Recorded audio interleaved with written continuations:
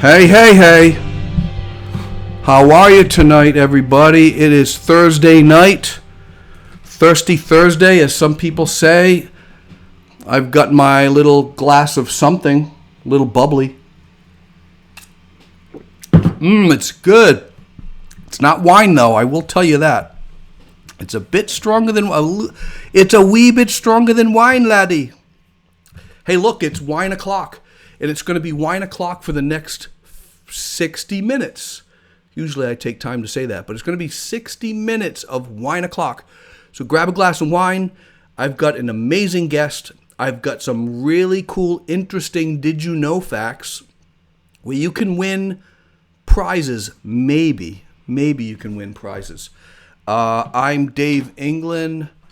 This is Wine with Dave. Let me turn off the wine o'clock thing. Maybe I'll keep it on. I'll keep it on today.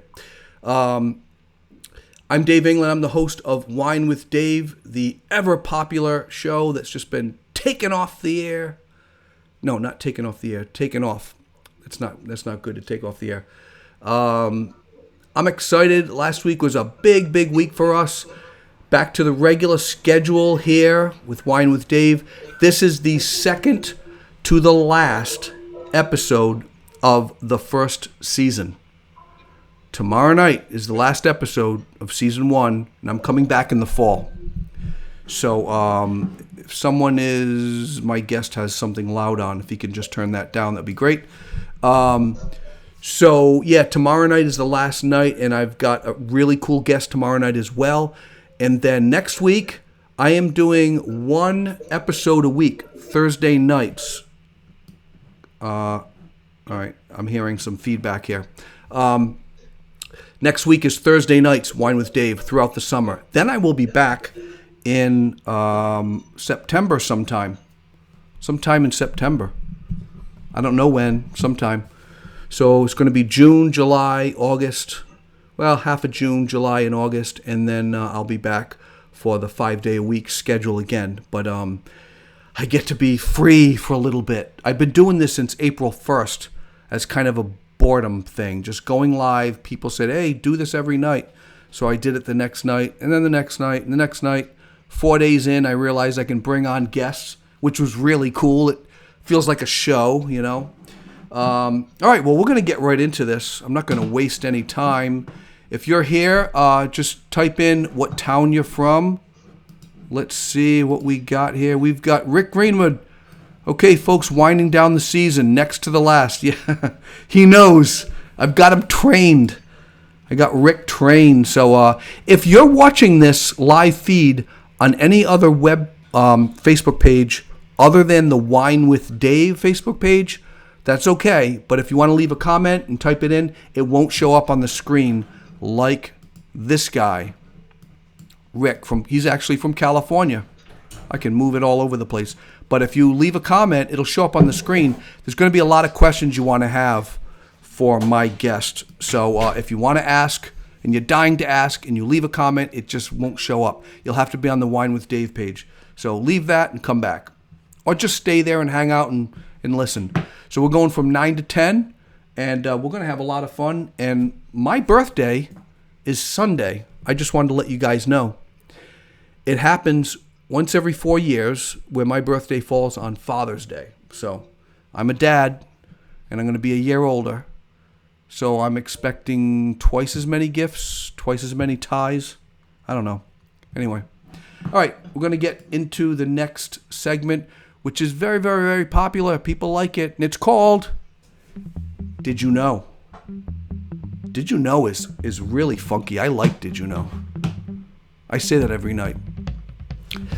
Did you know? Did you know is a cool segment that has 4 questions that are interactive. You can answer them and see if you win. See how smart you are. Did you know that the dwarf planet Haumea is the size of Pluto and is shaped exactly like a potato? It's a dwarf planet. It's cool. Actually has rings, kind of like Neptune. Did you know there are 118 ridges on the side of a dime? I bet you didn't know that. And did you know that wombat feces are cube-shaped?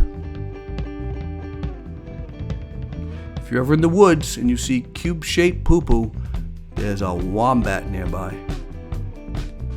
Also, did you know cheese makers, the makers of cheese, right? They are studying to see if music can change the taste of cheese. Yes. As they're making cheese, they're pumping in classical music, rock music, Jimi Hendrix. Excuse me while I try this brie. And they're seeing if it changes the flavor. I just came up with that I think that was clever. They're seeing if it changes the flavor of the cheese. How cool would that be? Trying some, what are you having tonight, dear? Oh, I'm having some jazz. I'm having some jazz cheese. I'm having some Almond Brothers stinky cheese. I'll take some British rock cheese. Anyway, they're just doing that. I don't know if you knew that. I thought I'd throw it in there. But did you know that it takes only 6 minutes for alcohol to affect your brain? Wow. I just started drinking, so by the time I get done with Did You Know, I'm going to be affected. Daniel Radcliffe, you know him, the actor, Harry Potter? Daniel Radcliffe went through nearly 70 wands, 160 pairs of glasses during the making of all the Harry Potter films. 70 wands. Did you know there are actually 2 Air Force Ones? That's kind of interesting, and my guest has even more insight into that. All right, here's the first interactive. What is the longest word in the English language with 1 vowel? So type in word, dash, and then type in the word you think it is. The longest word in the English language with 1 vowel. I will give you a hint. It's 1, 2, 3, 4, 5, 6, 7, 8. It's like 9 letters. It's cray-cray. It's crazy. No, that cray-cray isn't the word. It's crazy. The kids say cray-cray. All right. That's the first interactive. Just say word and type in the longest word with 1 vowel. Here's another interactive. It would cost $18.3 million to make a replica of a very, very famous suit because it would feature a voice modifier, breathing apparatus, prosthetic limbs, and an augmented reality filter. It would cost $18.3 million to make a replica of this suit. Who wore this suit? Why is it famous? Just type in suit and who would wear that? Okay? So I want you to just type that in. And my guest, you can't hear him. He's in the back room and he's already throwing out the answer. And he might be correct. I don't know. Did you know that sharks threaten the internet? Sharks, they actually threaten the internet that we're looking at now. Yes, they have shown an inexplicable taste for the new fiber optic cables that are being strung along the ocean floor, linking United States, Europe, and Japan. Yes, they love the taste of new fiber optic cables. We are at risk by hackers? No. By Russians? No. Sharks? Yes.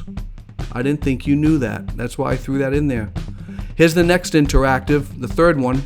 What is the only letter that doesn't appear in any U.S. state name? Any U.S. state. Just type in state dash letter. Did you know that there's a toilet museum in New Delhi, India? Yeah, if you go to New Delhi and you're staying another day and you still don't know what to see, as if there's not enough to see there, just say, honey, let's go to the toilet museum. That would be a really good choice. You could see the toilet museum. And lastly, it's against the law to feed what on the streets and sidewalks of San Francisco? All right, that ends that episode and that segment of Did You Know? But we're not done because we're going to add up the answers, okay? Last one again was, what's against the law on the streets of sidewalks in San Francisco? All right, here we go. What word is the longest word in the English language with 1 vowel? Let me see if anyone guessed.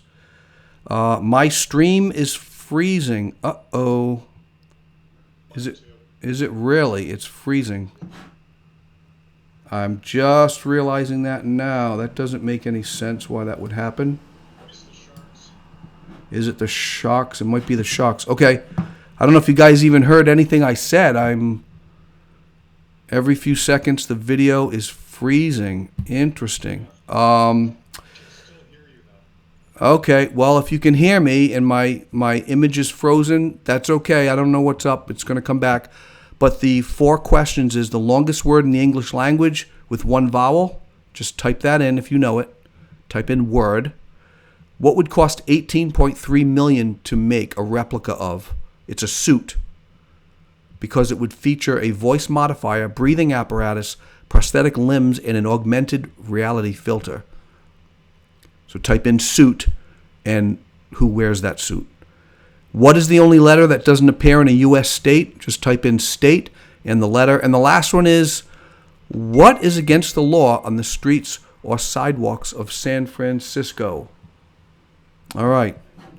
Let's see. First of all, we got, everyone's trying to help me out here. There's nothing I can do, folks.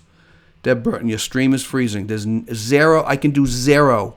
If it's freezing, I can do 0. So very, very sorry. I'm watching from Narragansett. Awesome, Erica Westbrook. All right, I'm going to give the answers. Unfortunately, not a lot of people voted. I think it's because it was freezing up. Strengths is the longest word in the English language with 1 vowel. STRENGTHS. I think it's 9 letters. What suit would cost $18 million? Well, if you made a replica of the Darth Vader suit, because it would feature a voice modifier, a breathing apparatus, a prosthetic limb, and an augmented reality filter. $18.3 million. Interesting, huh? Okay, so what letter does not appear in any U.S. state name? Anybody want to guess for that one? Wow, got nobody answering. It must have really be freezing up here. Interesting. We're not even raining out here. I don't know why. Well, it's Q. Q is the letter. It does not appear in any U.S. state name. And the last thing, it's against the law to do what on the streets or sidewalks of San Francisco? Anybody? Do we have any takers? We don't have any winners yet. Well, we do, actually. My guest guessed Darth Vader. What is it illegal to do? It's illegal to feed pigeons on the streets or sidewalks of San Francisco. All right. Awesome. We're done with that. Sorry that it's freezing up. I don't, type in if you can still hear me but not see my picture. I don't know. I'm looking over here and I'm seeing... Facebook Live is perfectly clear. Yeah, I'm seeing Facebook Live perfectly clear too. Interesting. Okay.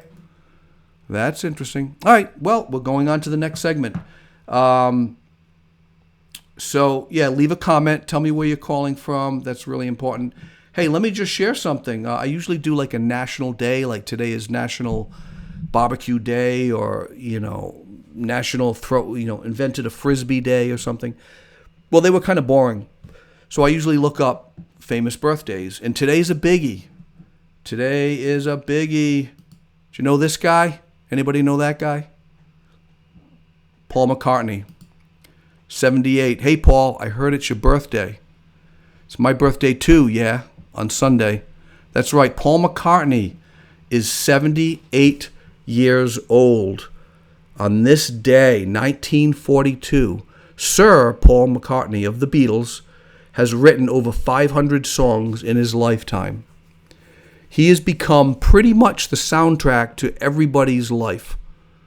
Even if you've been born 20 years ago, you've probably had a Paul McCartney song bouncing around your head when you broke up with Sally from 5th grade. Or not. I don't know. Maybe it would be a Wings song and not a Beatles song, but who knows? Imagine that. He wrote over 500 songs. Crazy. Happy birthday to you, Paul. I lift a glass to you. Celebrate 78. I can't believe in 2 years you're going to be 80.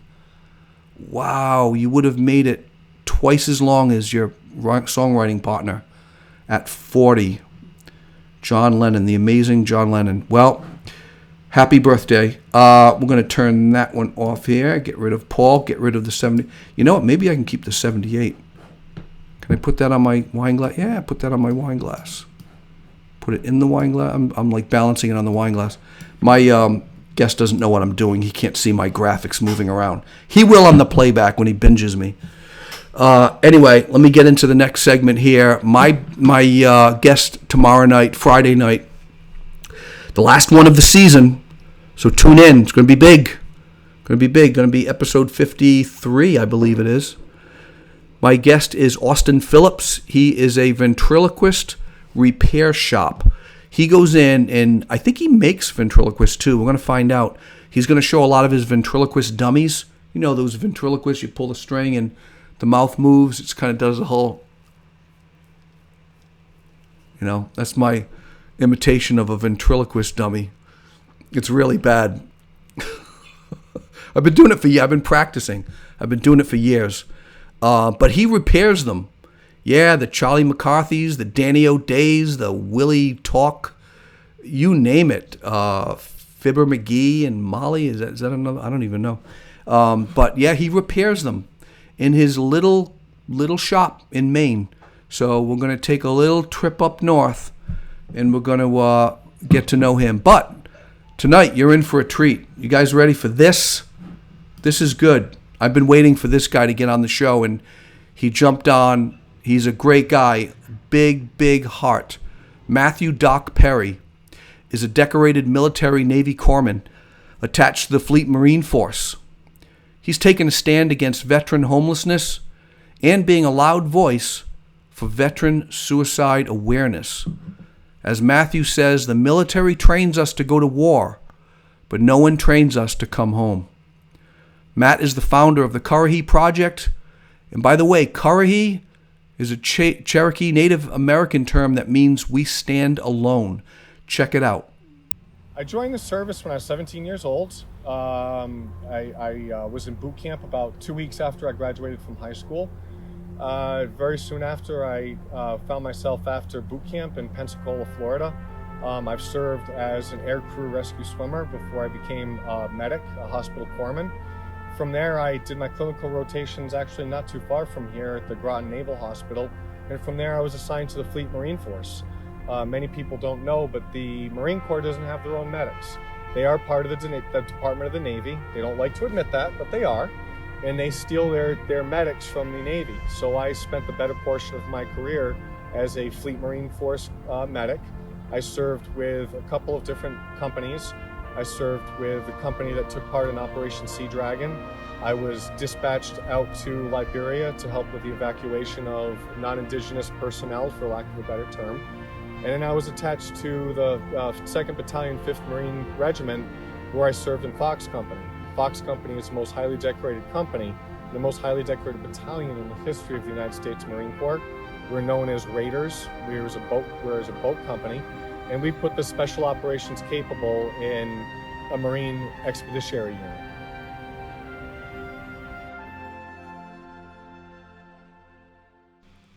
Matthew Perry, how are you, my friend?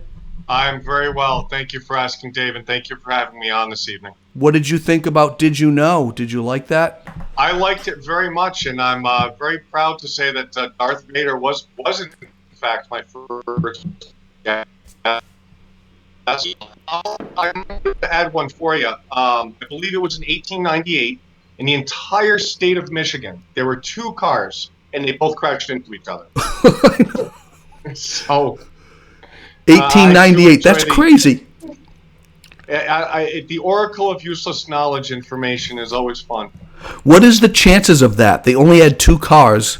I mean, actually don't know that, but it has to be pretty thin. One guy probably called the other guy up and says, "Oh, you got a car? Yeah, I got a car too. Right. Hey, let's meet." And then they literally met. They met.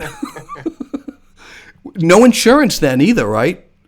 Oh no, and that probably was a pretty expensive mistake. And that's also the birth of Nationwide is on your side. No, I don't know. Hey, thanks for coming on the show. You've got a great story. I want to devote a lot of time for you right now. You're doing something absolutely amazing. Let me just start with the very beginning here. Let me just queue up my questions here. The Warriors. Let's talk about the Warriors. Are they receiving adequate training to deal with the stresses of military service? Um, my answer to that is categorically no, and the reason being is I could probably cite training or lack thereof or whatnot, but the statistics bring it to home. The carrier, the George Washington, suffered 3 suicides in one weekend last fall, being their fifth in 24 months. Last year, the active duty suicide rate and the reserve suicide rates absolutely spiked, and that can only be attributed to an approach to military training. Mm-hmm. Um, yeah, on one side note, not a side note, but on the subject, we've had National Guard troops that have done multiple deployments overseas, whatnot.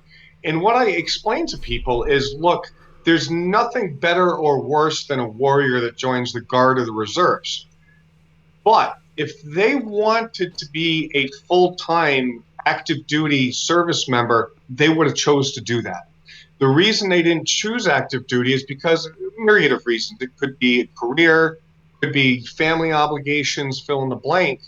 And now they're forced on multiple deployments, which is really not what they signed on for. And these things tend to compound themselves. And the other thing, quite simply, is I just don't believe that people, and I still keep in touch with a vast amount of active duty personnel. And many of them, I'm surprised to say how they were just not prepared for long, extended deployments. Mm-hmm. And these are things that weigh. And generally speaking, I think that there is a lot more attention now being paid to it. The active duty commanding officers, to include the Commandant of the Marine Corps, not this past Memorial Day, the Memorial Day before, came right out and said, it's okay to not be okay. Made a very nice statement about how we go through some very different things, and if we were okay, he would probably be disappointed or worried about us. Hmm. So the upper end of the commands are starting to actually use the S word in public and admit that it is a major problem. That's pretty recent, right? Is that they've Yes. avoided that? Oh, big time. Up until recently, you couldn't.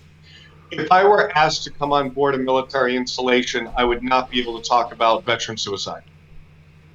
And Wow. now this is strictly my conjecture. I'm not speaking for the Department of Defense, but I believe in my heart of hearts that the only reason you don't see people carrying their weapons and sidearms on active duty bases, and it's been talked about in the news with these base shootings that have happened over the past few months. And I think that generally speaking, that because the suicide rate has spiked like it has, that generally speaking, the Joint Chiefs probably don't want everybody walking around with their guns and their sidearms when they're at home, at least when they're on base and they're back in the continental United States. Hmm. And I think that's probably the only rub. If everybody's throwing their hands up saying, well, wait a minute, it's a military installation. Isn't everybody walking around with guns? That's just not the reality. Wow. So that's like a new protocol. I did not know that. I thought they would. They'd Well, always walk around with suited up and. no, that's not the case. It's the new protocol that they're considering is changing that to where it's more like what you would expect. That people are at least walking around with a sidearm, if not their long rifle. But there's so many. This is the shortened version of what I just shared with you. But it is an interesting thing to contemplate and look into. Wow. Hey, so I just got a message from the whole internet thing. Sharks must be eating our fiber cable. That's My buddy said I rebooted and you're not breaking up anymore. So if I could ask everyone out there to do me a favor, we usually share this page at that 8-minute countdown to like 10 pages. If you can just click on share and just share it to your own page, share it to a group you're part of. You don't have to leave. You can still watch this. Just share, and still listen. I'd really appreciate that. We really want to get the message out. So that's fascinating. They're seeing it. The brass is starting to see that it's there's a problem. Oh, absolutely. I mean, right up into Washington D.C. I had the pleasure unfortunately is due to the suicides on the Washington, to directly brief Congressman Landrigan about just this subject. Yeah. So our elected officials are seriously taking heed to what's been going on. So got a lot to say. First thing is Matthew Doc Perry. Describe Doc. Why are you the Doc? And why aren't you I the was guy on Friends? Yes, not to be confused with the Matthew Perry on Friends. That's a whole other funny story. But short story long, I was a medic attached to the Fleet Marine Force. I served in the most highly decorated battalion in the history of the Marine Corps, and within that battalion, the most highly decorated company, Fox Company 25. We're Marine Corps Boat Company Raiders. Um, Involved in quite a few operations in my career. And Doc just kind of stuck with me. I never put down the moniker. So Fox and Company. Tell me about that. That's like that. They are serious. We are, yes, we are. It's Fox Company because we're Company F in the battalion, but we're known as the Blackhearts. And we are again being the most highly decorated company and the most highly decorated battalion in the Corps probably speaks volumes in and of itself. But uh, we are a very tight group of warriors. We had a very unique skill set where we worked within the special operations community, yet we were a very highly advanced and highly trained Marine infantry company. Now we have afloat what are called Marine Expeditionary Units, and so are called a MEU, and some MEUs are called a MEU SOC. A MEU SOC is Special Operations Capable, and to be a Special Operations Capable Fleet Marine Force unit at sea, you have to have a raider capability, which is the boat company that is Fox Company. Mm-hmm. You also have to have a company that can do what's called a trap mission, which is a tactical recovery of aircraft personnel. And so that's you want to talk about a couple of groups of guys that have to be consummate professionals and wired pretty tight to do their job. That's certainly the background that I hail from. And to quickly jump into it, Dave, if you can imagine those jobs, there is a significant amount of very high risk training involved. The first major casualty that I treated was a Marine that was wounded and unfortunately did not survive his wounds on the spot during a live fire exercise. Um, there are Wow. situations that you train in, and we'll discuss this a little bit more, hopefully, as far as how veterans act when they come home when they're in distress. But there are some training operations. I'm here to tell you, I've been on several. That if something goes wrong, one thing goes wrong, there's no other outcome but death. Really? So if you think that you need to be shot at to have PTSD, I'm here to tell you that's just not true. Here's because going with your facts and your sharks eating the communication lines. One of my Marines I linked up with a couple months back. His name is Daryl. What we have to do is we don't just run our Zodiacs up on the beach. We actually have some crazy guys called not rescue swimmers, combat swimmers, that actually roll over the side of the Zodiac at about 2,000 meters from shore, and we actually swim to shore to make sure the beach is clear. And a couple of my Marines have actually been bumped by sharks while we were swimming into shore. Whoa. And there is a protocol for taking care of that, and actually I won't get into that right now. But again, I linked up with Daryl several years after the fact. Now this guy is no wuss. Let's just leave it at that. You wouldn't want to meet up with him in a dark alley. And I looked at him and said, "Hey, Daryl, you've been bumped by any sharks lately?" And I'm going to tell you something. He looked at me, Dave, with this look of fear in his eyes, and he said, "Doc," he said, "don't even joke with me." He goes, "To this day, I can't even watch commercials for Shark Week on the Discovery Channel without going into a mild panic attack." I said, "Wow, Wow. really?" So, and this is a gentleman. I mean, I can't speak about what we did operationally, but I can certainly talk about what we did in training, and just that alone. And can you imagine that? You can't even just, and that's only one example, that you can't even watch a commercial for Shark Week because you were on a training mission off of Coronado Island, and it left that indelible mark on you. He felt like prey, and that just Oh, that you are prey. If and he you're hadn't, if over. he hadn't have bumped the shark back, if he hadn't have pushed it away from him, I would have been treating him. I was about 500 meters behind him. I watched it happen. So yeah, no, he was intended to be a meal, but if he didn't let the shark know that he would have to fight for his meal, he probably would have at the very least gotten bit. Now I don't know what constitutes PTSD. Would that be one? Absolutely, Just even absolutely. one solitary situation, boom. Without absolutely, absolutely. And there are all sorts of things that will trigger somebody's PTSD. It can be a smell. People would automatically assume a combat veteran it would be fireworks, or Fireworks, and yeah, and, and yeah. that is true. That is but smells. I mean, I'll tell you right now, I'll just be bebopping, walking down the street or driving, and all of a sudden I'll smell something, and my mind goes to a completely different place. Wow. Smells, sounds, um, even certain subject matter, your mind will just automatically go to a difficult place.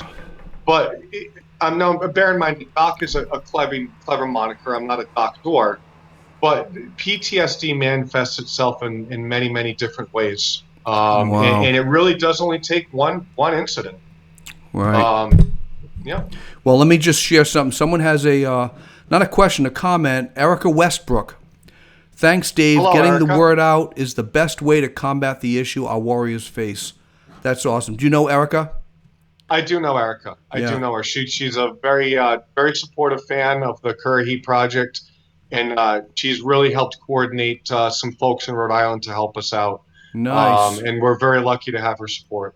That's amazing. She also said it's the birthday for every Navy corpsman. It is. So, It is. explain that today. I believe it was actually yesterday. Um, Happy belated please, birthday, thank you Navy very corpsman. much. It's a funny thing. There are different kinds of corpsmen, and it sounds funny, but there are corpsmen that are stay on the blue side.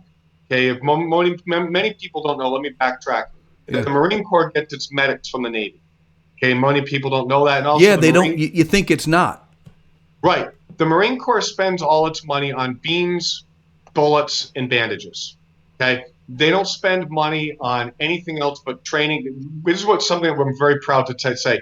Marines do two things: we win battles and we make other Marines. That's all we do. We don't take care of real estate. We just take the real estate and let somebody else deal with it. Mm-hmm. There are blue corpsmen that stay on the Navy side, and they'll serve on a ship or they'll serve at a Navy hospital and then there are green side corpsmen. And green side corpsmen have two options. Number one, they're green because they got attached to the Fleet Marine Force. But once you get attached to the Fleet Marine Force, you have the option of going Marine regulations, which is something that I did with great honor, which means you now are beholden to the Commandant of the Marine Corps. You sign off some paperwork in your record that beholden to you to Marine Corps regulations, and you wear the Marine Corps uniforms while you serve, not the blues, but while you serve in the Fleet Marine Force. And if you are so qualified under combat conditions, there's a small version on my lapel. You are actually designated as a Fleet Marine Force medic, which qualifies you to serve in a Marine unit under combat conditions. So Marines tend to most Marines tend to hold their corpsmen very close. As a matter of fact, on my the Blackheart Facebook page, Yeah. it was filled with all kinds of thank yous to the corpsmen and that have served in the company. And we anyway, we represent a very small percentage of the medics that serve in the military. And it's very proud. It's a very exceptionally flattering when you have, let's say, a certain type of Marine be very happy to point out, no, he's not a Marine, he's a corpsman.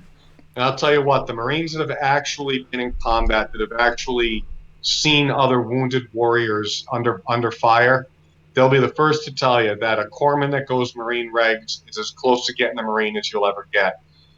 So Marines hold their corpsmen they're in pretty high esteem, and it's earned. You don't just show up as Doc; you show up as Petty Officer Perry. And after a couple people get hurt, and they tend to realize that you know what you're doing, and if they were to get injured, that you'll be able to help them. Then you earn the moniker of Doc. And if you really make it, here's another one for you. Our Oracle of Useless Knowledge is Marines are known as devil dogs.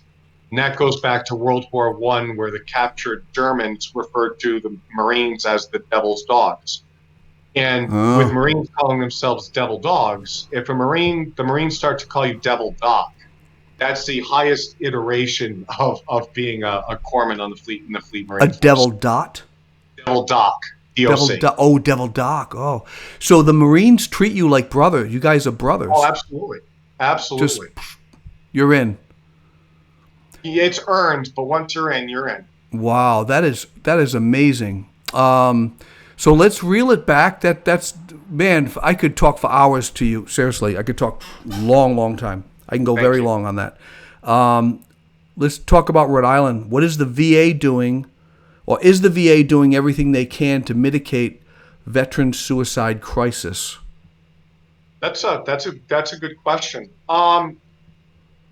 I would have to say that they've made an absolute pivotal turn in their approach to veteran suicide. But in all fairness to the VA, and this is one of my biggest motivators with the Currahee Project, and again, thank you so much for having me on, because this is part of my master plan. Most people don't know this, and the last congressman in Washington that I was able to brief and pass this statistic on, I thought he was going to fall off of his seat when I told it to him, and it was only a week old. 70%, 7 out of 10 veteran suicides are not even in the VA system. They're not patients in the VA. They're not being treated by the VA, and that's a VA statistic. That came directly from Washington. And if that's the case, then, and I'm a VA wait time survivor. Okay, I had to wait 19 days for a dental abscess. Now, I heard about that. You were shot and you got the bullet and that whole thing. No, I can't really get into that right now. But I did have a hole in my face that I had to wait 19 days for the VA to treat. But that's a long time for something like that as a veteran. It is, and and those stories are all true, and they're all also being taken care of. But getting back on point, if the VA is not even treating 7 out of 10, 70% of veteran suicides, I can't fault them. I can't, and I would implore everybody that's watching right now, you can't get mad at the VA either. Truth be told, something like this, in my heart of hearts, I believe, it can only be solved with a grassroots effort. And the best example that I can give is everybody's been to a diner before. You know, your local diner, your greasy spoon diner, and you've got the stools, where everybody sits around the counter. Yeah. And you have the regulars. Now, if you're one of those people, please pay heed. But this isn't anything else. Everybody knows who the veteran is that's sitting at that counter, okay? Because they're a regular. Everybody knows who they are. And let's say, Dave, let's say that's you, okay? And you for a couple days, you're fairly subdued. And people will notice that. And you'll get up and you'll leave, and everybody will look at each other and go, "Hey, did you notice Dave seems a little bit off, Well, guess what? That's when the next time you see Dave, you say, "Hey, are you okay? Everything going well? You don't seem yourself." And Dave may look at you and he may say, "Yeah, I'm doing fine." He may poo-poo it. But you know what? You taking the time to let Dave know that somebody noticed, that somebody cares, that someone recognizes their existence, that might be the only thing Dave needs to not go into a dark depression. Mm-hmm. So when I say it needs to be a grassroots effort, I understand it in this day and age. Not everybody knows their neighbors as well as they should, and as well as probably we did growing up. But generally speaking, everybody knows that there's a veteran or where there is a veteran living on your street. You see them out in their driveway, working in the yard or what have you. On Veterans Day, fill in the blank. Fourth of July, just not say, hey, just thinking about you. I want to thank you for your service. I may not agree with the politics that sent you to war, but I appreciate what you had to go through, and thank you for providing me the right to protest. So a lot of people, that's a good point, because and I would never think to ask anything other than thank you for your service. I mean, I remember buying Dunkin' Donuts coffee for a guy that was in line. He had just enlisted. I bought him something, and they're like, wow, he couldn't believe it. He was shocked. And I felt great. But I didn't even go an inch after that and say, how are you doing? Are you doing okay? Or, I mean, he wouldn't know me, so he probably wouldn't say anything. But Right. is there a certain thing the military doesn't teach you, like the military silence? You just don't open up about your feelings. That's like Oh, squashed, right? it's not something that's taught. It's just not taught, right? It's not taught. It's a good question. It's a challenging question. That's a combination of several things. It depends on how you digested your service. Mm-hmm. If you were properly prepared and you had thought about or somewhat as well as you cared prepared yourself for your experiences, maybe it's easier to open up. The way I explain to people is some folks, and I'll admit I'm the latter of the two, fortunately or unfortunately, but some people can literally flip a switch when they get discharged and put their service behind them and take it for what it's worth. I myself, I didn't have that. Not that it was a luxury, but that didn't happen for me. Mm-hmm. I carried the burden of my fallen brothers and sisters for quite a while before I sought therapy. It wasn't until that I tragically lost four of my brother Marines in 1 year to suicide alone from Fox Company. Wow. Um, I really started digging into statistics. Where a lot of that was the motivator for me to start the Currahee Project, amongst many. But it wasn't until I really delved into this at a deeper level that I realized, well, wait a minute. It's okay to not be okay is not just a catchphrase. It sounds very catchy, and we've been saying it in the veterans community for well over a year now. It's okay And to now not be okay. That's yeah. yes, and that's again getting back to it. That was really one of the commandant's messages is listen, we trained you to do some terrible, awful things, to be a warrior. And if you're feeling okay about that, then I'm worried about you. If you don't feel okay, it's okay to not feel okay, but you can't leave it at it's okay to be okay, right, Dave? Because then a warrior will step back and go, oh, I feel like absolute crap right now, but it's okay. I'm supposed to feel like crap. Yeah. No, you have to reach out. Yeah, whether you reach out to a friend, a family member, in the day of social media, it's somewhat easy to be able to find someone you served with that you can get back in touch with, and maybe discuss things that you don't want to talk about. I mean, I've told the mother of my child that I'm sorry, no matter how much I love you, there are some things I will never be able to talk to you about. I will never be able to share with you, and it's not because of a level of classification. It's just I won't do it. But I'll talk about it with my brother warriors, the snap of a finger. Yeah. Yeah. And because if you'd allow me, because it popped in my head, one thing that comes up quite often that disturbs me, not disturbs me, but I really don't like seeing it or hearing it. It's when people say, "Oh, you're antisocial." The guys that I talk to or women that I talk to, they're antisocial. Let me dispel that for everyone. We're not antisocial, Dave. Okay, and I'm just going to put this from the point of view of I'm talking Come to a right at it. civilian. Yep. I'm not antisocial. We're not antisocial. We're anti your social. And the example that I give is if you have 30 people in a room, okay, and let's use you and I as an example. If you put me in a room with 30 people, and I'm the only veteran. The other 29 people that are in that room are civilians, and they can somewhat relate, but really have cannot relate to what I have been through as a warrior. Mm-hmm. I assure you, I'm going to end up going in the corner, and I'm going to keep to myself. I'm not going to be particularly talkative and whatnot, and that is what it is. But Dave, I guarantee you, if I have a gathering of 30 people and 29 of them are veterans, and you're the only civilian, you're probably going to feel a little bit out of place too, because we're going to be talking about things that you understand, but you can't relate to.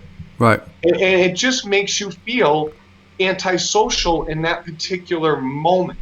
Right. So It's a military culture that you're coming from, and you're coming back, and it's just all these other people that they have no idea. how do you sit in a room with people that have no idea what it's like to hold somebody's hands and be the last living creature that they see before they pass? And that's just one example. Who can, and I'm not saying that you should. That's one of the honors of my service, is saying that I did it so you didn't have to. Right. Right. Whether you want to serve or not, but you talk to or at least I've talked to my therapist, and one of the things that I've shared at the VA, and shared, no, I'm not a combat junkie. I don't want to go back because there's anything enjoyable about it. One of the reasons that I would go is to save another American from having to go and get their mind full of crap like I do and a lot of other warriors, because you know what? My head's already full of crap. Why should anybody else go through it? Yeah. It's a somewhat selfless thing, and many warriors feel the same way. And that's a noble thing that you're going after. So that's kind of like where the VA is like a big box, and the Currahee Project fills in the blank, right? I mean, that's like you were giving an analogy on how you see the Currahee Project to help those people. We've kind of embraced our theory, not theory, but our approach. Okay, and I like to use the birdhouse as an example. That's the one. Yeah. If you go to, let's just say, the big blue box veteran organization, they're a great organization. They have everything under that big block warehouse that you need.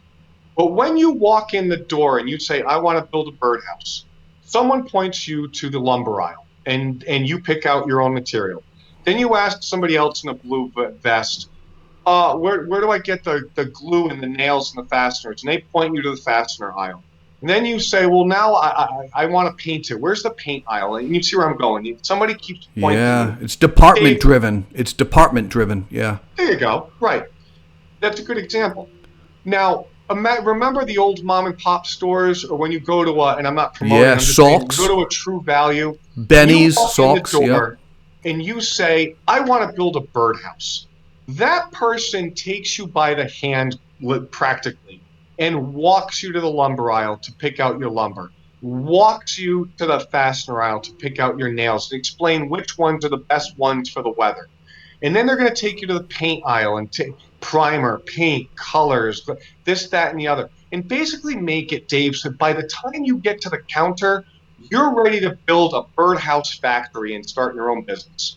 Yeah. That's what the Currahee Project does. We don't have as strong or as broad as a veteran base of people that we've served, but the reason for that is we literally grab hold of you with both arms and we walk you through where you can become somewhat, if not totally, self-sufficient.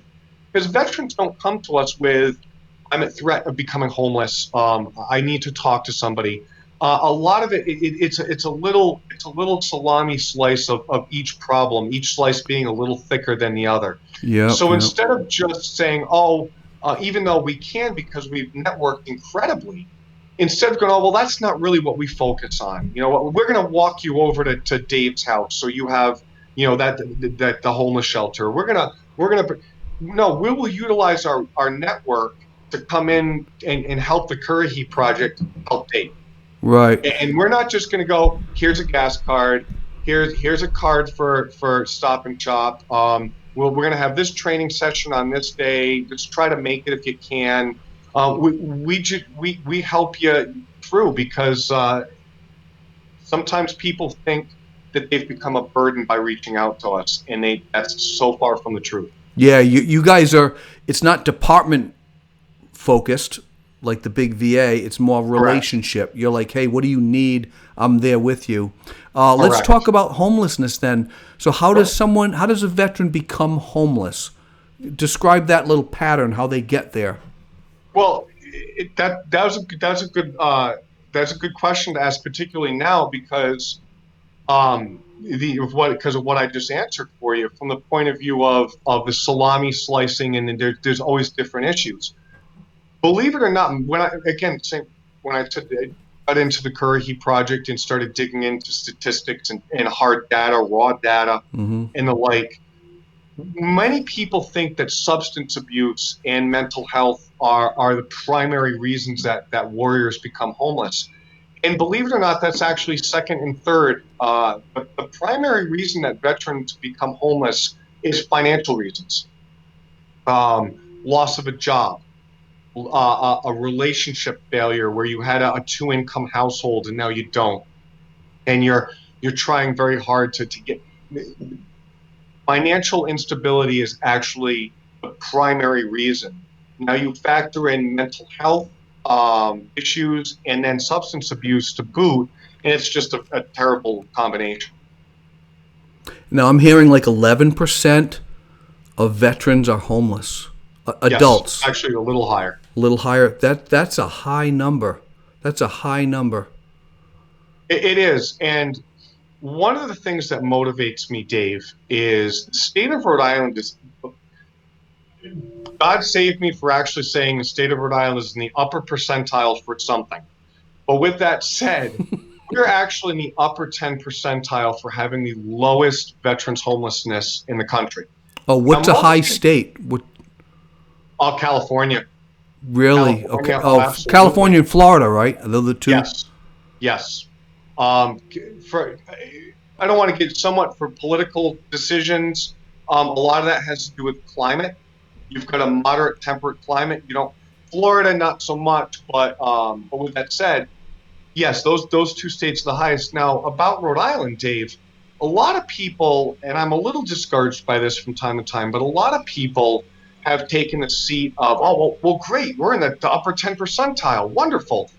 That, in my mind, Dave, that is now the time for opportunity and the time to strike, because we're cheating. we have the lowest population in the country. If we are that close to eradicating homelessness, now is the time for a full court press. Yeah, And right. the simple fact of the matter is, the last time I checked the raw data, there are 7 cities in the union that can boast veterans homelessness eradication.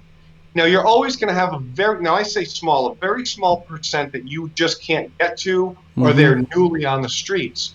But if we have, and when I first got on, it was 9, but if you have 7 to 9 different successful models that have worked in other cities, for crying out loud, there are cities in this country that have populations greater than the state of Rhode Island. And California could be begging for that. That's exactly what they need as a model.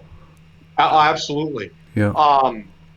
Truth be told, and I say this with great respect, and I've said this publicly speaking when asked about it, respectfully, California, and I understand we have a couple people from California watching, and I hope that they would comment and let me know let us know their feelings. But they kind of shot themselves, no pun intended, shot themselves in the foot when they offered all of these, and they're wonderful to offer, but they offered all of these not benefits, but services that they would provide to homeless people from the point of view of shelters and places where you can safely use drugs and this, that, and the other, and where we're going to take care of you. And it was all very, very noble. But before they did that, the homeless situation in the country was pretty much spread load throughout every state in the union. Well, when you say, if you're homeless, come to us and we're going to give you benefits, if all you have to do is scrape up $300 to get a bus ticket to go to California, you're going to go to California. Yeah, So it's I think kind of, that's yeah. one of the reasons you're looking at a higher homeless rate, not just with veterans, but across the board in California. You're placating them. You're encouraging more of it. Yeah, you're Exactly. not You're not fixing. encouraging it. You're not, and this is my personal opinion, is you're not incentivizing someone. If you provide them, you're providing them with wonderful services, and truth be told, though, if you're providing them with such wonderful services, they wouldn't still be homeless. But with that said, providing somebody with a service, providing them with fill in the blank, food, clothing, fill in the blank, and that is a perpetual thing. Mm-hmm. You have no incentive to take job training, career training, lifestyle counseling. When I say lifestyle, I mean learning how to do a balanced budget, how to do how True. to Yeah. make your grocery list, that sort of thing. You're not incentivized. And Right. that's one of the reasons that we try to do the small mom and pop store approach, is because that's how people get lost in the system, by just getting a bunch of handouts until that entity can't give you any more handouts, and you're still homeless. And Now that's where you're that still, congressman was surprised. He's like, wait, they're yeah. not even in the system. It's yeah, they get lost. I have a question from Deb from Rhode Island Elder Info. Aren't most completed suicides by people over 65 Vietnam era or the newly returned home? That is absolutely correct. That is absolutely correct. And thank you very much for that question, Deb. And it's very worth mentioning. Um, Deb, the reasons for that are quite simple, and those are actually two very good age groups. The younger of the two age groups are basically folks that came home with some difficult things in their head and had really very little to no mechanism to cope with that, and they didn't get any help. Now that completed their the loss of their battle. The other of the two, which I think that you're probably unfortunately intimately familiar with, are the 65 and older. And what I attribute that to, and what a lot of studies attribute that to, Deb, is that 65 is about or at the age that you retire. Mm-hmm. Now, there are people that, and this also ties in a little bit why 70% of patients are not, or veterans are not even in the VA system. But say that you manage to get yourself into a really good job and a really good career. You are able to bury yourself in your career. Yeah, it gets You're able to, suppressed. you're able, exactly. You bury yourself in your family. Now, in raising your family and whatnot, now 65, you retired, you may become an empty nester. So now you're not focused on raising your kids because they don't live with you anymore. Mm-hmm. And now by default, you're forced, excuse me, to face these things that you've basically been suppressing for 50 years. I have a gentleman that I'm friends with. His name is Ray. And we've recently, over the past few months, become acquaintances. He's a Vietnam veteran, was drafted. He told me a story that there was literally about 1,000 people lined up when he got to the airport to yell at him and spit on him when he came home. That's why Oh my gosh. telling a Vietnam veteran welcome home is huge, and you mean it. And by the way, I'm here to tell you, if you just randomly tell a veteran, hey, welcome home, we can tell if you're full of crap or not. So just, if you're even going to say it, be genuine about it. Oh, But getting ooh. back, but getting Okay. back on point, um, I told this gentleman, he said, I just, oh no, I drive every holiday. He drives cross country. And I said, Ray, I said, buddy, I said, you're no spring chicken. I said, pretty soon you're not going to be able to drive anymore. You're going to retire, and you're going to have no choice but to deal with these horrific memories that you have from Vietnam. And he looked down and looked away, and he goes, I know. I said, just start talking to somebody now, Ray, because I don't want you to become a statistic. So are So you he, saying that all these years he never really was in the system and got help? All these years he's just 50 years. And that was actually one of the things that we talked about, because he gave me the poop look, and he said, oh my God, wow, it's been 50 years. I've been out for 50. And I asked him, I said, have you kept in touch with any of the people you served with? And he goes, not really. It's kind of hard for my generation and whatnot. So this, he hasn't even been able to talk to people like I am, and again, it's a generational thing. Well, You know, I doesn't it think feel you and like to I. him that maybe it's like all those years that passed was like just yesterday? Oh, it absolutely is. Are So you in many kidding me? ways, there's a sense of loss, like grieving, like he's lost his whole life. He's never dealt with it.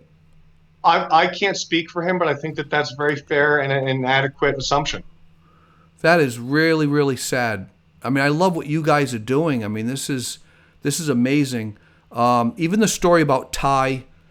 You know, I know you were saying you've lost people, and that. I know that breaks you up.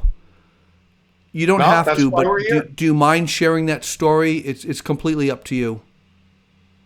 That's fine. I don't, because of how I feel on the inside, I don't like to do it. But I think the best service that I can provide is just to be as real as possible. So Ty, I'm gonna leave his name out, his last name out. Ty was one of my brother Marines. He's a Blackheart. Ty again served in the most highly decorated company and the most highly decorated battalion in the history of the Marine Corps. So he's no slouch. He was no slouch. He had some difficulty readjusting when he got out of the service, like many of us do. Yeah. And if you can kind of see I'm playing with my ring right now. I'll tell you that in a moment. Yep. Ty's wife died via overdose about 3 or 4 years ago now, and they had a beautiful daughter named Daphne. And Ty went through a very difficult period the year before last, um, 2018, and he's not with us anymore. And it was a particularly difficult loss for me because I became pretty close with Ty. Um, he was kind of screaming for help, and I was doing everything that I really kind of could at a distance.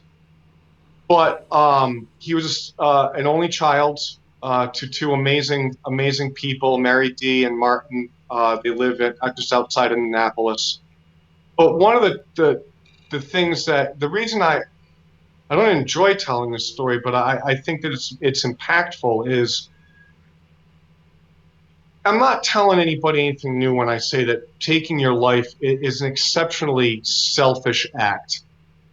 And when I tell you that I thought I got that until Ty took his life. Ty ultimately orphaned Daphne, losing his wife a couple of years earlier, and then him losing his battle. He now ended up orphaning his only daughter, Daphne, and now she's being raised by Martin and Mary D, who have now lost their only child, and now they're raising their only grandchild. How old was Daphne at this time? At this point? She was 10. Okay, a She was couple 10. years ago. Yeah. Yep. Just an amazing little girl.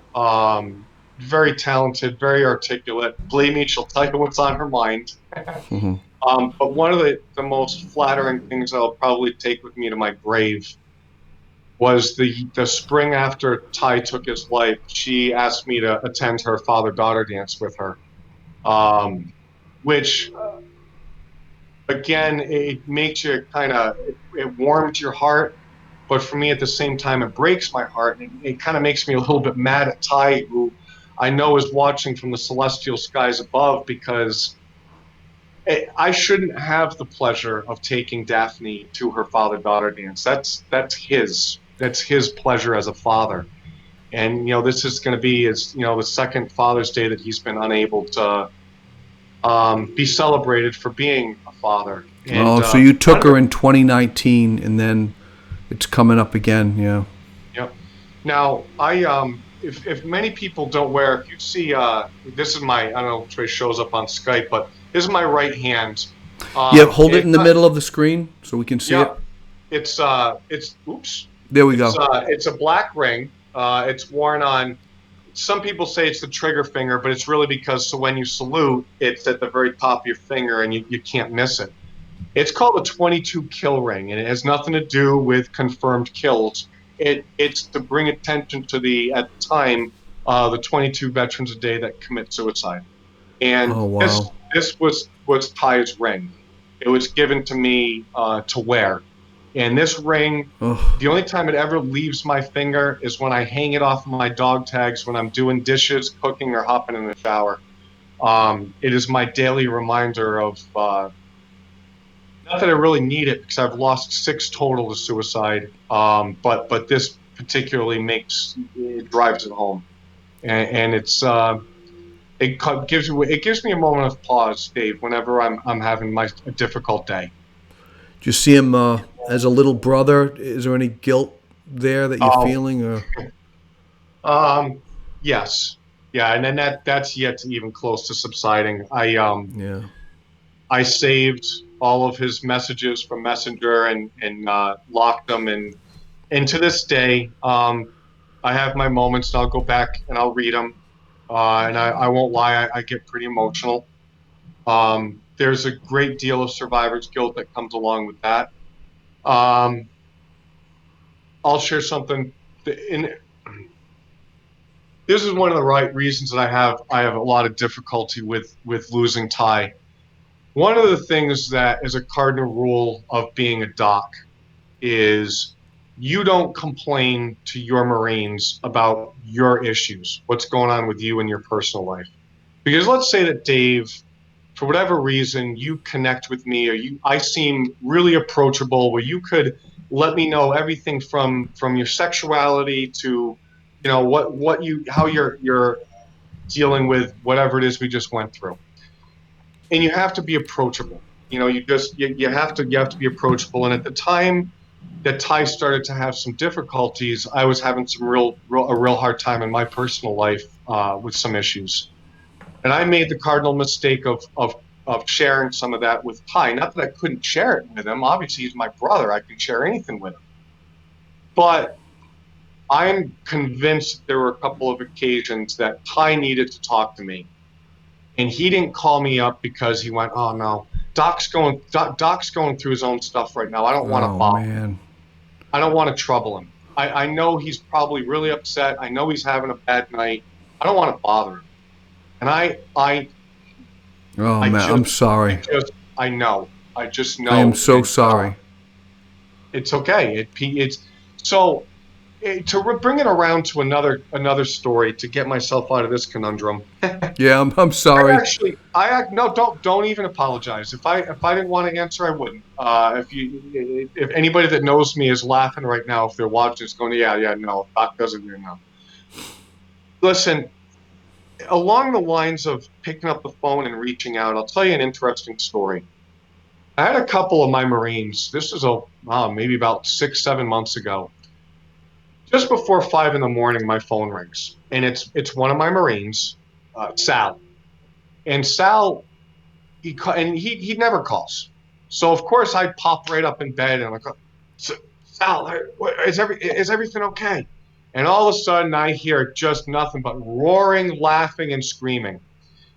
2 of my Marines, Sal and P. Fox, let's just say they had several libations. Now they're in California, so it's 2 in the morning in California. So they had made bets in each time zone, going from California all the way across to the East Coast. They went through every Black Heart, every Marine they knew, who was going to pick up the phone at 2 in the morning. Oh, And each time zone, they guessed who it was. So to make a long story even longer, they call me up, and all of a sudden, of course, I answer the phone. So they're very, very Spanish. So they're screaming and yelling in Spanish and in English and laughing. It was a really fun situation. And Sal goes, "Doc Perry, I knew it. We knew that when we got to the Eastern time zone that you were going to pick up the phone.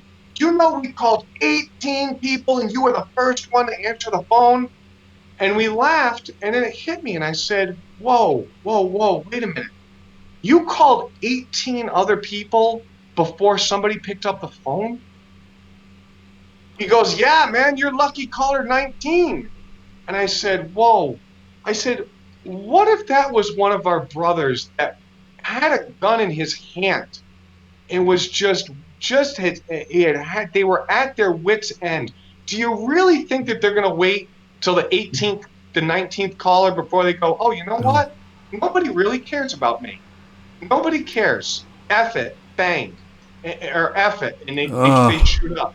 yeah. And that is something that bothers me. It does, and I'm not upset with my Marines. That's probably indicative of most folks. Yeah. Uh, Right. and you just pick up the phone. If you can tell that you don't have a problem, that they're intoxicated on whatever intoxicant is there, for lack of a better term, pleasure. If they're not in distress, hang up the phone, be like, hey, talk to me in the morning, man. I'm trying to sleep, and hang up. But take that call. Take that call, because you never know. You never know. You might be the one person that somebody's reaching out to, because they think that there's no more hope. They think that there's no other reason for them to be on this planet. And you might be that reason. And you know what? If they are all messed up and there's no reason for them to call you, you just earned yourself a free coffee, or lunch, or something that they owe you. But if somebody is in distress, man, you got to pick up the phone. What does it take them to make that phone call? Going from the stress they're in and Let that me tell dark you place something. they're in to making the phone call is already a huge leap, right? Enormous, Dave. Absolutely enormous. Because I'm here to tell you, I have a very strong support group that a safety net that I can pick from. But I'm here to tell you, for me to pick up the phone and say, I've had about enough. I've had about enough. I got to talk. Do you? I Oh, so just you can't wait. You can't wait 2 or 3 calls. oh, if It's I it's if it's I one, maybe two, and then no, me personally, oh no, I not have not you, not you, gotten but someone that. who's in that place. But They're not going to call if it 18 times. takes, They're not. that's right. That's right. If it takes me a hell of a lot to make that phone call, somebody that is at the point to where they're suicidal, and I'm speaking generally, but somebody that has reached that level, Dave, has also reached a level of, I'm a failure. I have failed in my ability to cope with what I've dealt with, even though so many other people that I served with are just fine with it. So now I have to call my buddies and tell them I'm weak and I can't take it anymore. Oh yeah. That's a very bitter ego pill to swallow, and Yup. that's That's a why. level of humility that people don't reach Oh, a lot. listen, you're talking about guys that jumped out of perfectly good airplanes, perfectly good helicopters, jumping after rubber boats, getting locked out of submarines and having to swim to the surface, and being jumping out of aircraft so high up you're on oxygen. That's a certain ego. And it's not necessarily bad or good, but it's the type of ego where you have to have some extreme confidence in you and your abilities. So to have to admit that I'll jump out of a plane at 33,000 feet so high up I have to be on oxygen, but I can't handle getting in my car and dealing with people in traffic.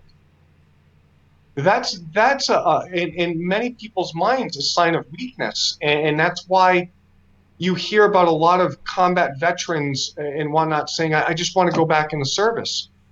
It's because everything But was very simple. is that it? Because they're with their own people that they can open up with. It's Yes, it's a little bit of that, and it's a little bit of, and I'll tell you real quick. When I got back, I remember one time I lost my poop driving down the road. I'm in the right-hand lane at a stoplight. There's a guy in the left-hand lane. There's a huge sign that says left lane must turn left. The light turns green. We both go forward, and this guy cuts me off to get in the right-hand lane, nasty, beeping and flipping me off. And the reason that I lost my mind was not because he had cut me off, and it was because there's a sign. There's a sign and that's basically what the military is if you don't understand, if there's something that is unclear in any way, shape, or form, there's a manual. There's a manual, there's a chain of command, there's somebody to look up to just say, hey, I'm uncertain about this. What's the protocol?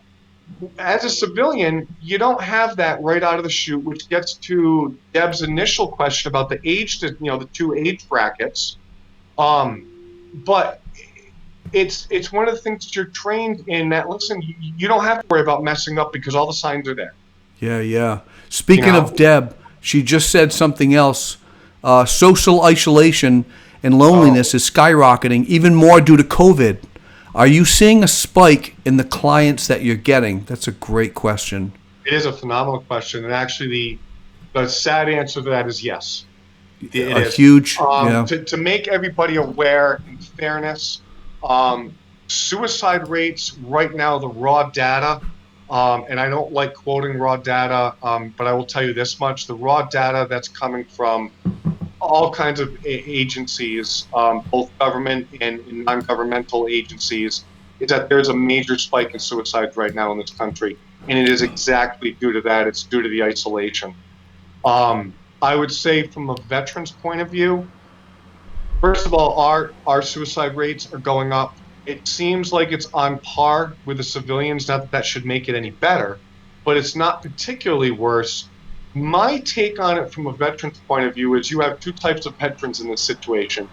You have the veterans that are now back in a situation where they're perfectly fine, not dealing with any other human beings, and just leave me alone. I want to do my thing because I leave you alone to do your thing. Mm-hmm. They were very probably a little happy with the social distancing.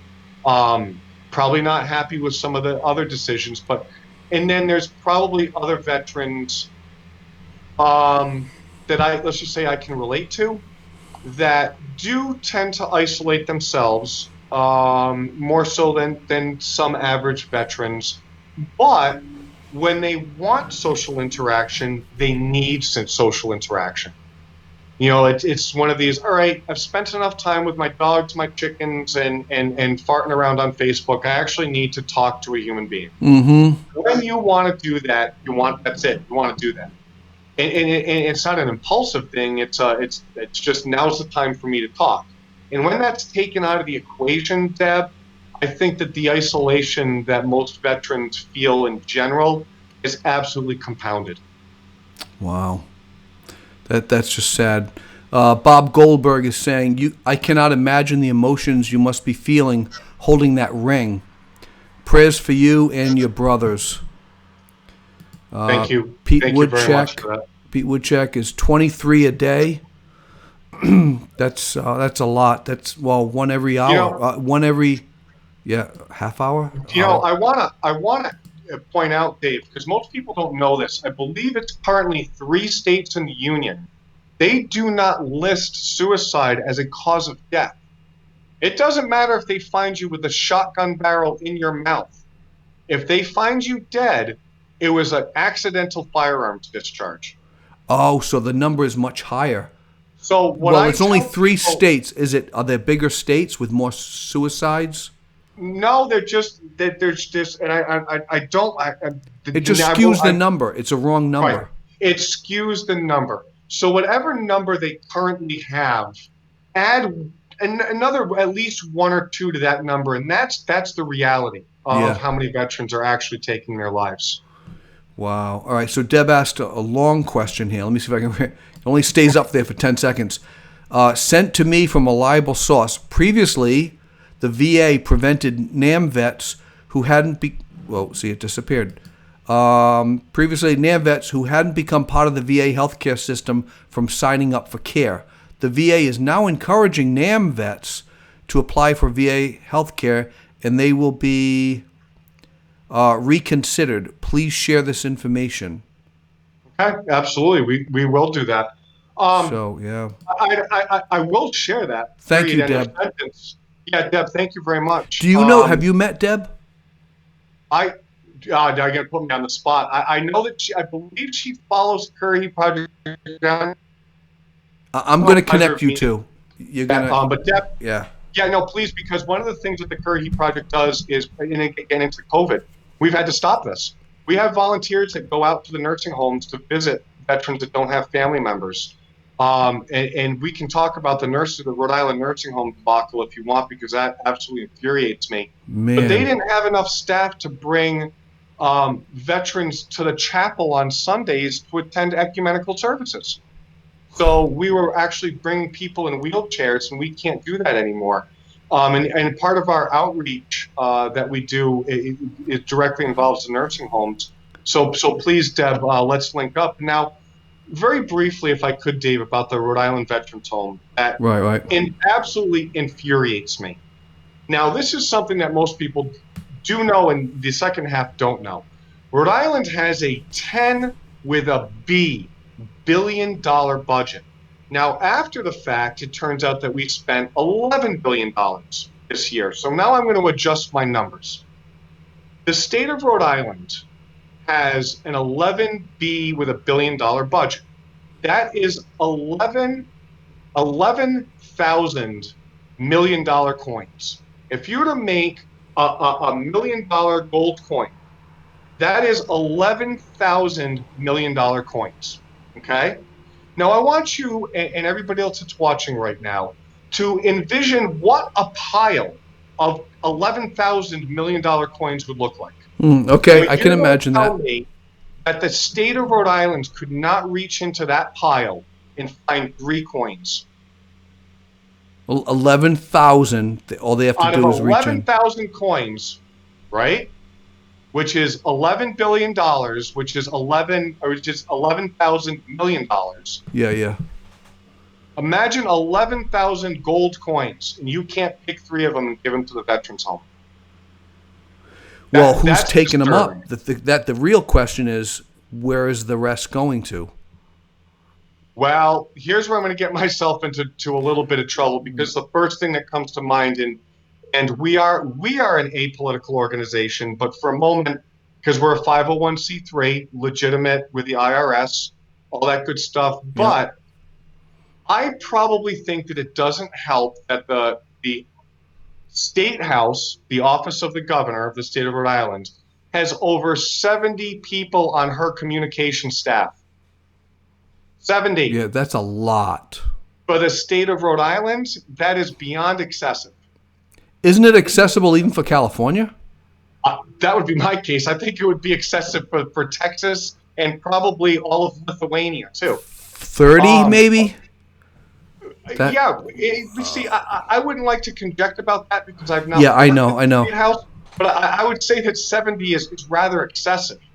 And the bottom line is every state can find some fat to trim from their budget. Oh, yeah. I think Rhode Island has it. it. I'm with you.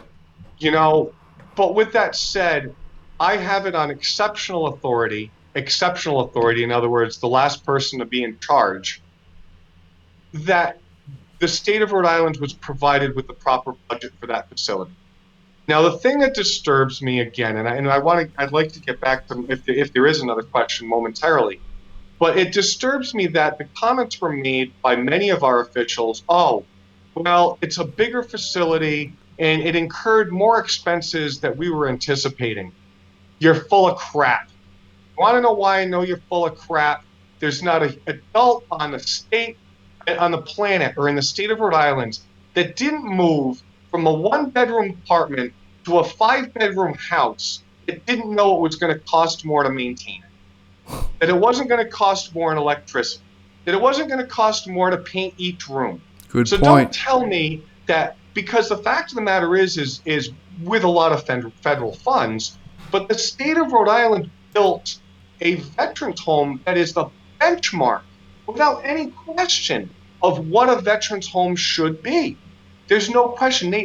General Backus and Kasim Yarn, who is the Rhode Island Director of Veterans Affairs, they did a good thing if it was properly funded. And here's another thing. People don't realize that the Monday through Friday staff, the nursing staff, that's it. The nursing staff that comes in on the weekends is contracted. So these veterans have the same caregivers Monday through Friday, and Saturday and Sunday, who knows? And that's where the Currahee Project came in, where we started wheeling veterans to, and they reached out to us. The chaplain from the Rhode Island Veterans Home got a hold of us and said, I got your name from the director, and he seemed to think you might be able to help. And he explained the whole situation. I said, well, no matter what, you definitely have me. And we ended up with 3 volunteers that were there every week until everything got shut down, bringing patients to their ecumenical services, and it's because they're understaffed. Wow. 3 coins. Find me 3 coins out of 11,000. And that should appall some people, or at least not appall them, but give you a moment of pause and go, wait a minute. Out of 11,000, yeah, maybe we have our priorities a little bit off. And with that 3 coins, would that really help in a huge way? Oh, incredible. That's way. the other side of it, yeah? You know, we would almost eradicate the problem that we have. At the Veterans Home, at the very least, yes. Yep, that is correct. That's a great way of putting it. Man, I could talk for hours. I could listen to you for hours. I could also talk for hours. Be careful. You'd have to interview me. I could listen to you for hours. That's what I meant to say. You're a great guy, man. I'm so glad for having met you. The Currahee Project's a Cherokee word, Currahee. Yes. We all stand alone together. We stand alone together. Now, the story behind that, if anybody saw the miniseries Band of Brothers, or I very, very highly recommend. It's an excellent read, Band of Brothers by Stephen Ambrose. But these men trained in Georgia at a place called Camp Toccoa. And like you said, Cherokee term that they adopted, Currahee, again, meaning we stand alone together. And it's very poignant that they chose that because they were paratroopers. And parachute infantry, and the concept of parachute infantry in World War II, they were the special operations of their day. That was unheard of. That you would jump into the middle of the enemy and just make a circle and fight them off until the cavalry arrives from the other side. So you want to talk about, quite literally, we stand alone together. It became their battle cry. Wow. And I thought that became exceptionally poignant when you look at what veterans go through. And I'm not saying we're all alone and we don't get any help, but when we stand alone together. We stand alone as a group, and we're stronger and better for doing as such. Wow. That's no easy job. What did a little side note, what did the Cherokee mean when they said we stand alone together? Do you know the background of that? I do not, but from what, and again, just qualifying my lack of expertise or like, I would have to say that it would have to maybe liken itself back to just tribal separation, saying that we stand alone together, from other tribes. One of the first things that comes to mind is the horrific portion of American history where we took pride in relocating our Native Americans to other parts of the country, and the Cherokee fought to the very end, and they stood alone together till the end. Yeah. So, and again, that's not my place. And I'll be honest with you, Dave, not to get too far off, but I haven't learned very much of it. But I find that whatever dialect of Native American I can learn, technically that's my language too, from the point of view of I'm Polish and Portuguese, but I was born in this country. Mm-hmm. And I think, not getting too far off point, but I think that if more people realize, no matter where you come from, if you were born in this country, you are an American. Right, that makes you American, sure. Absolutely. So Erica is asking a really good question. Erica Westbrook. Let us know what we can try to help with from our end. Donations, let's talk money, let's talk volunteer. What can we do to wrap this up? Well, thank you for asking. The first thing that I would say is take heed to everything I said from the point of view of reach out. Please reach that. That's what I want to do, because the reason that we exist is to tell people what veterans are going through and how you can help. The first thing you can do to help me is to help my brother and sister warriors and reach out. Family members, friends, how you doing? Is everything okay? So what you're saying, let me just cut you off for a second. It's not like thank you for your service, but it's saying something else, right? Yeah. How you doing? How are you doing and really mean it? Absolutely. Because chances are they're probably not doing super well, right? Correct. What you become is what the next thing I'm gonna mention. You you become a de facto Currahee Project volunteer. You took the time to volunteer a couple minutes of your day to reach out to a veteran, which is exactly what we want everybody to do. That's awesome. So that's reach out. The next thing that I would like to see, obviously, is volunteers, because I have a great volunteer corps of about a half dozen people that are very active and very passionate about what we're doing. But we can't do everything. And we do everything from sending representatives out to help with veterans that are having funeral services with no family members, to, like we talked, speaking with Deb, about visiting veterans without families in nursing homes.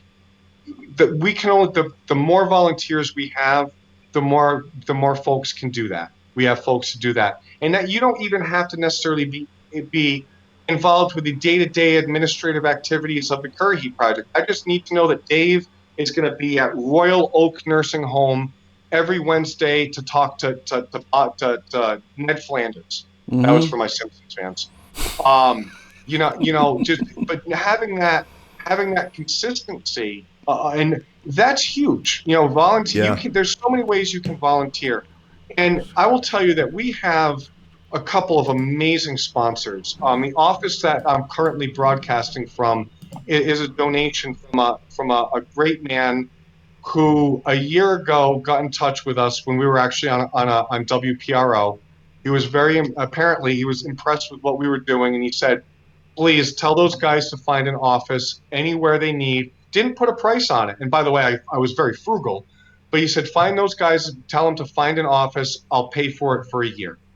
And that turned into, as long as you're willing to put in the work, I'll pay for your office. We'll cover the office for as long as you're willing to put in the work. Is that who I think it is? I don't know. Who do you think it is? We'll have to talk. We'll have to talk on the side. All right. Okay. No, it's actually two of our biggest sponsors own two of the largest asphalt plants in the state of Rhode Island. So chances are you've driven down their roads, and every time I see their logo, a load of asphalt, I just smile. I'm like, thank you. Yeah, that's good. That's awesome. That's awesome that they did that. We do have the Currahee Project page. It's curraheeproject.org. And on that page, there is a donate button. And the simple fact of the matter is, we can't do the outreach that we do without being able to print media, without being able to hold events to bring awareness to it, to what's going on. So I would be a fool if I didn't say we don't need money, because we obviously do. There's a myriad of things that we do for veterans, and sometimes it does include donations. Mm-hmm. It includes, in the case of one of our veterans, rebuilding a handicap accessible wheelchair ramp. That costs money, that costs effort. So donations are very much needed. Those of you that are watching your Facebook live feed, you do a Facebook fundraiser. That would be great. That would be, yeah, because I talked about that last night. You could do that. You can actually, because my birthday is a Sunday, Facebook reminded me, do you want to have a fundraiser for your birthday? I'm like, oh, I've seen other people do that. So I typed in vintage pets. That was my guess last night. And I've already raised 120 out of 200. It's not a lot of money, but it's something. But you know let me what? just... That if you had raised, say round it up to 130, because I know that's what it is. That $130 covers the office expenditures for a month. Right. That's no small cookie. That's true. I'm very appreciative of that. So you may think that's low numbers, but it's not. So if your birthday's coming up and you're on Facebook, that will pop up. Type in Currahee Project. Rick Greenwood was in the Navy. He was an engineer in the Navy.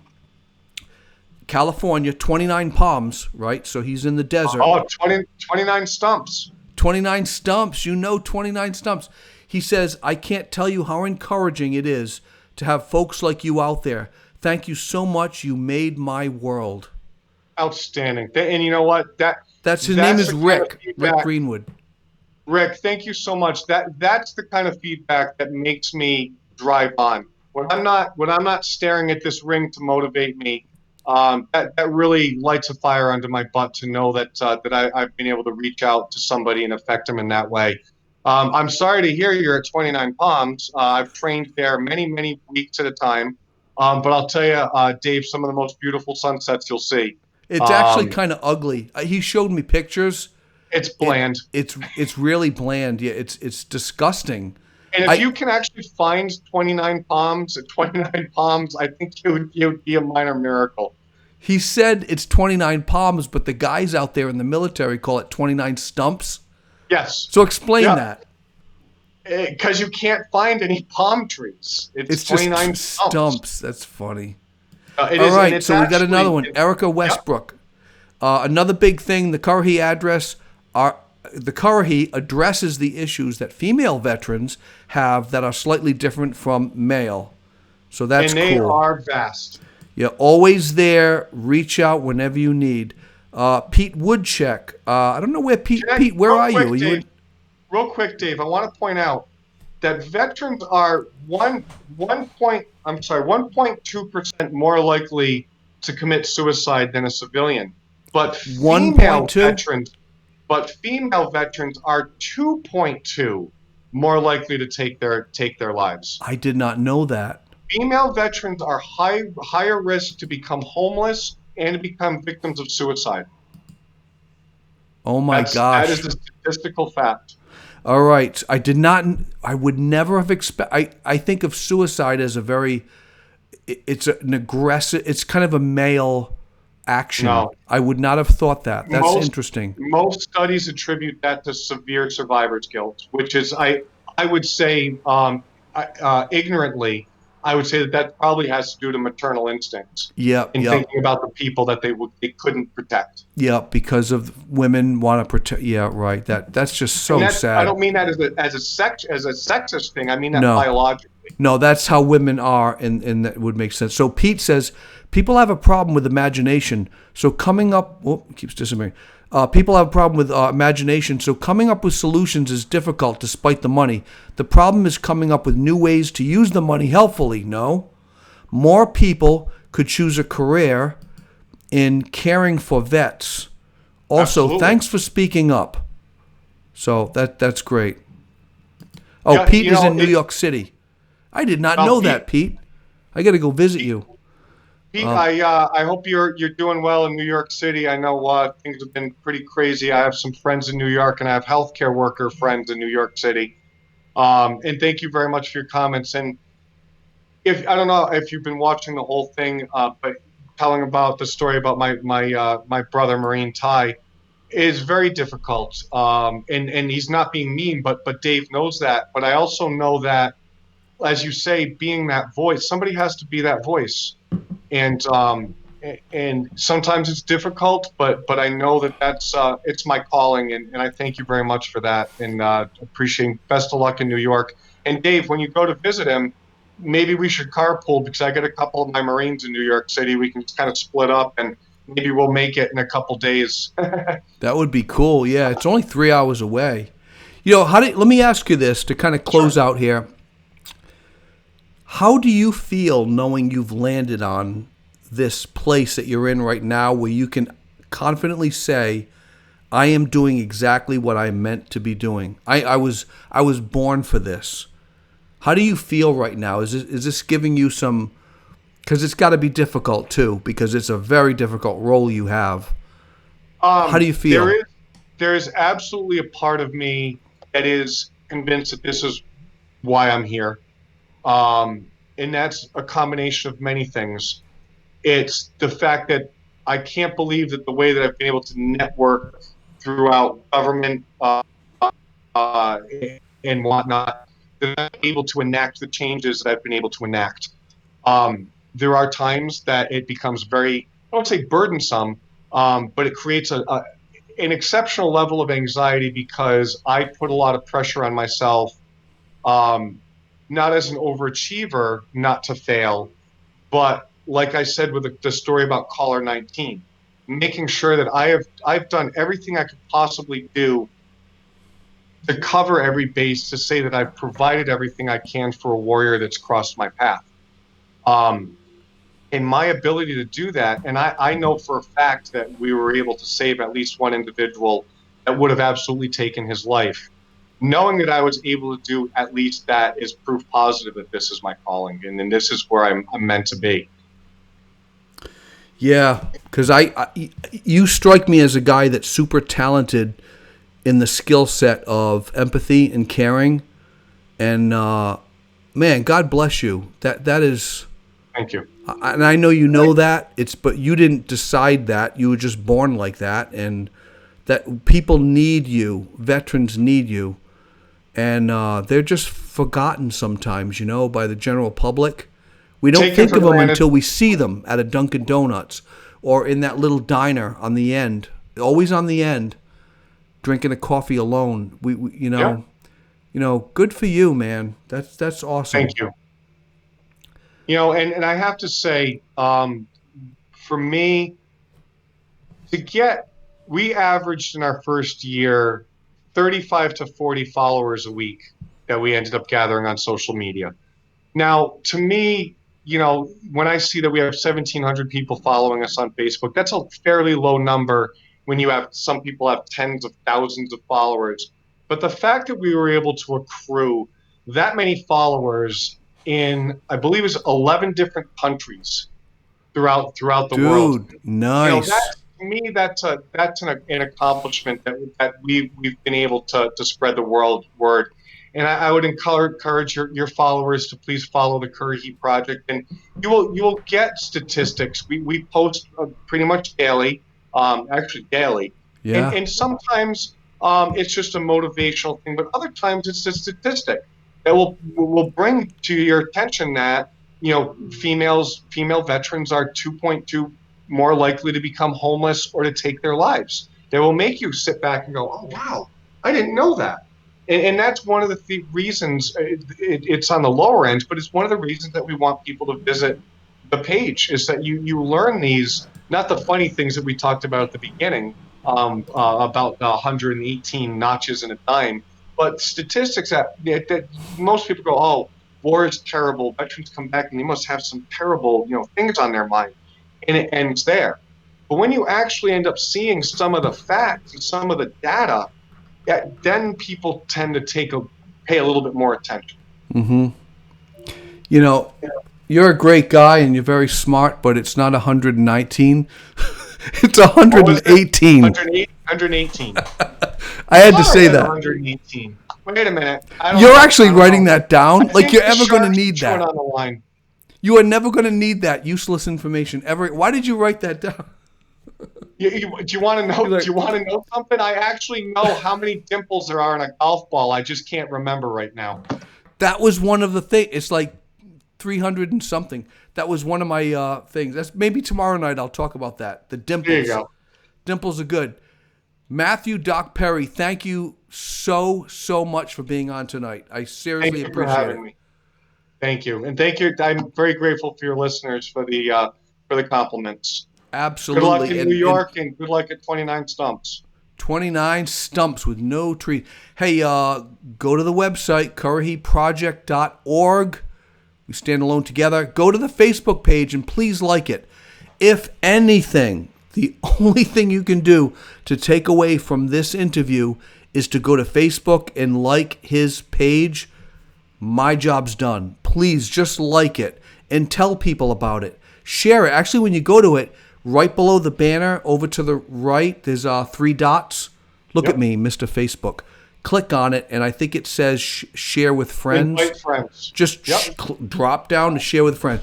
Right below the banner, 3 little dots. Click it, share with friends. Boom. Just so it's not just you liking it. We don't want ad. We want multiplication. We don't like addition. We like multiplication. Share it. Get the word out. And also to Matt's point, next time you see a veteran, just ask that other question. Don't just say, thank you for your service. Just ask him, hey, can I just ask you a question? How are you feeling? So Matt, that was great. That was really good. Thank you. Thank you. And I appreciate the ability to get the word out. No problem. Take care, my friend. Thank you. And thank you all for everybody for watching. Have a great evening. Don't go anywhere to have a bad time, and we stand alone together. That's right. That's a good one. Thank you. Bye-bye. All right, man.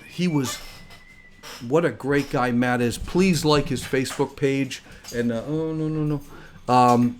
please like his Facebook page.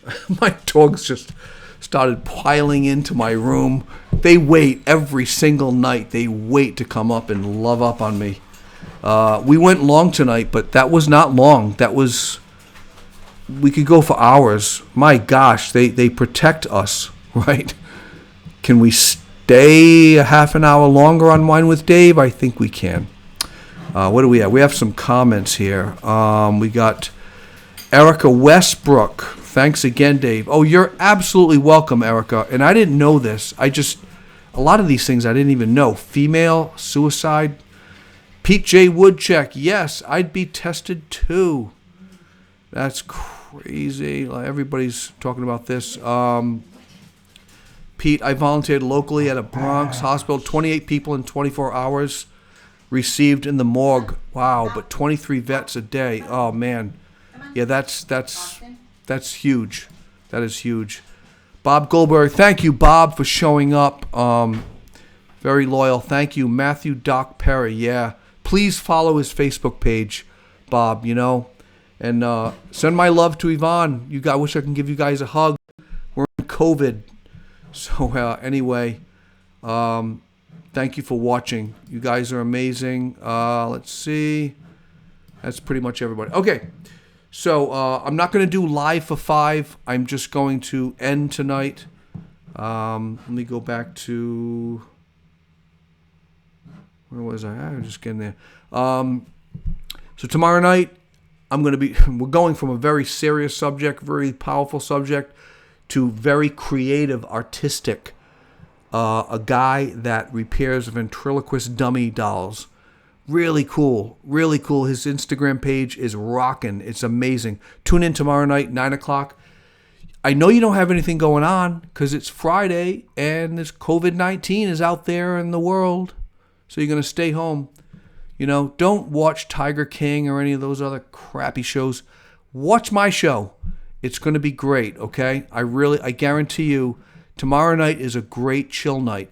The news is pretty intense. There's a lot going on in the news. There's politics. There's viruses. There's Black Lives Matter. There's all kinds. An asteroid is actually going to be hitting Earth. I think. I don't know. Tell me if I'm wrong. I heard that in the news. They found a planet that's shaped like a potato. Seriously, the world is screwed up. This might be the last days. So why not watch an episode about ventriloquist dummies? Just saying. Tune in tomorrow night, 9 o'clock. I'm signing out. This is the longest I've ever gone, and I am damn proud of it. Matthew Doc Perry, you're the man.